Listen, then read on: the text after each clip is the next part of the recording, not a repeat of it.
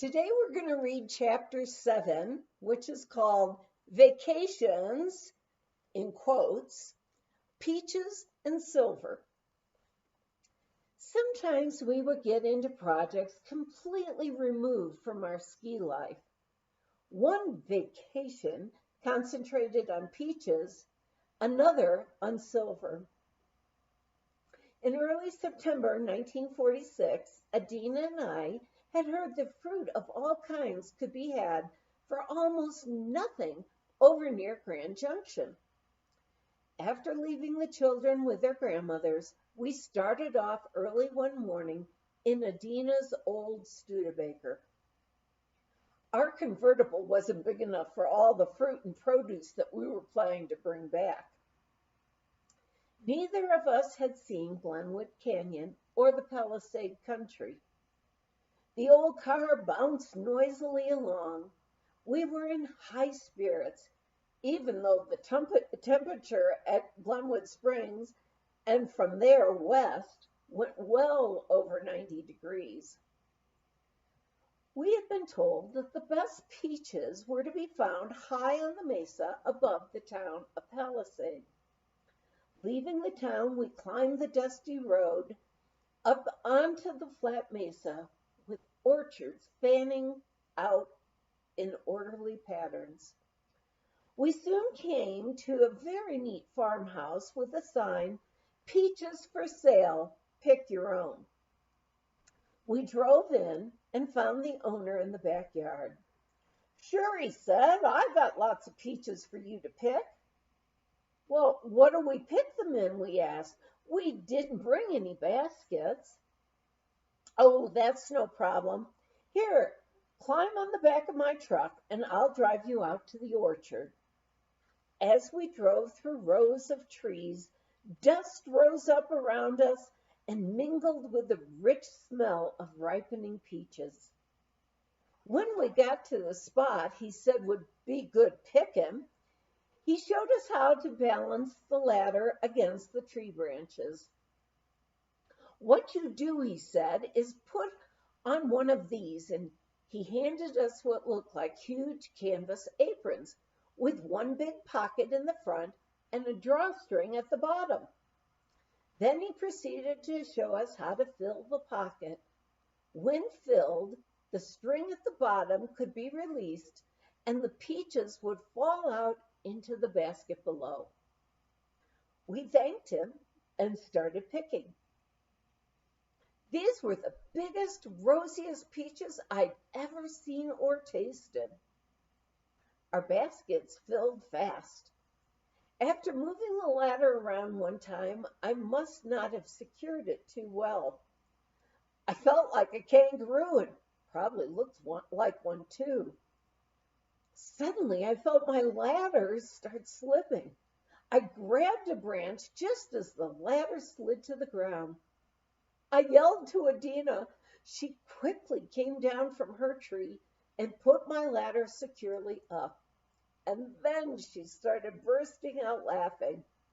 "You should have seen yourself dangling from that branch with that big canvas sack swinging from your neck and your feet kicking like mad." I couldn't help but laugh too. Let's call it quits. I felt like we had more than enough peaches, and my face was beginning to burn from the intense sun. Why am I itching so? The farmer drove out to collect our baskets and charged us only $1 per basket. Enough peaches to can for a whole year. Then we drove down to the valley, stopping at fruit stands where we bought plums, melons, pears, tomatoes, beets, and beans, all for a song. But this itching is terrible. I looked at Edna, and she was sunburned, her face shiny with all the juice from the peaches eaten while we were picking. She said, "We're covered with peach fuzz, Edna. I think we'd better rent a motel room and have a good shower. We've saved enough on the fruit and vegetables that we can afford a motel. And a good supper, I added. After all, this is supposed to be sort of a vacation day for us. The next morning we started out early to get ahead of the hot sun. Upon reaching Glenwood Springs, we decided to drive into town for lunch. Coming out of the cafe, we looked across the street to the movie house. The Virginian was playing. With Joel McCrea, I exclaimed. I've always wanted to see it. In we went, and we were enthralled. A nice ending to our 2-day vacation, I said to Edna as we approached our car. Oh no, she cried out. Following her gaze, I saw the flat tire. It was Sunday, and the strollers in their best church-going clothes looked at us. 2 women in crumpled jeans and old shirts stained with peach juice. No help from them, we could see. Well, here's where we learn to change a tire, Edna declared. But we'd better get the spare out and see if that's okay. We've still got over 100 miles to go to get home. There's a garage up the street that's open, one helpful man told us. We finally got the tire off, but in order to check the spare, we had to unload all the produce on the sidewalk.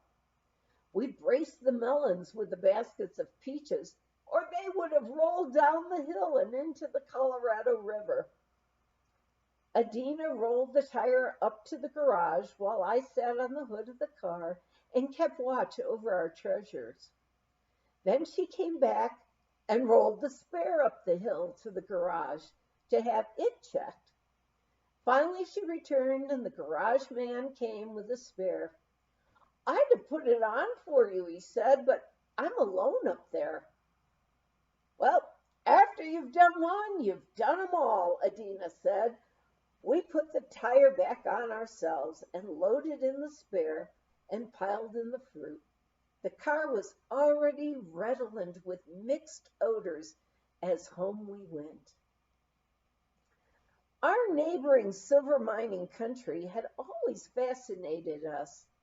During the war, when we were stuck in Dolesville, Washington, Max had built a model, a relief map, of the area that included Loveland Pass and Arapahoe Basin. It covered all the way past Independence Mountain, Keystone Mountain, and even showed Montezuma and Argentine Pass.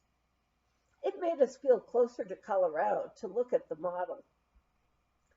We were intrigued by a number of mines he had marked for future reference.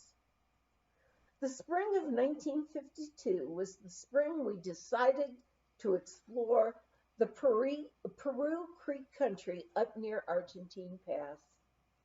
Our intention was to jeep up Chihuahua Gulch as far as the old mining road would let us. Then we climbed, carrying our skis, up the long snowfield on the 14,000-foot Gray's Peak so that we could ski down. Just above timberline, we found a well-built 2-story cabin. In front of the cabin was a small stream, almost submerged by alpine primroses, marsh marigolds, and the garnet-colored king's crown. That following week, Curly, Mackie, and Max checked out at the courthouse on the status of the mines. They found that the Rudolph mine, where the cabin stood, had been patented in 1882.